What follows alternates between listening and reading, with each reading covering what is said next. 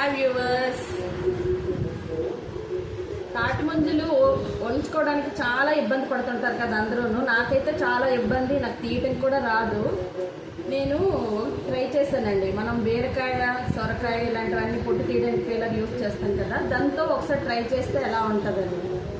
అది ట్రై చేశాను, వర్కౌట్ అయ్యింది. కాకపోతే పగిలిపోయినవి మీరు తాటి ముంజలు తీసుకుంటే వర్కౌట్ అవ్వదు. కానీ కొంచెం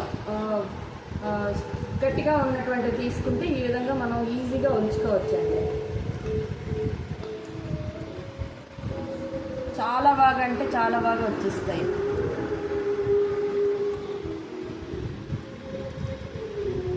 చాలా ఈజీ మెథడ్ అని అనుకుంటున్నాను నేను.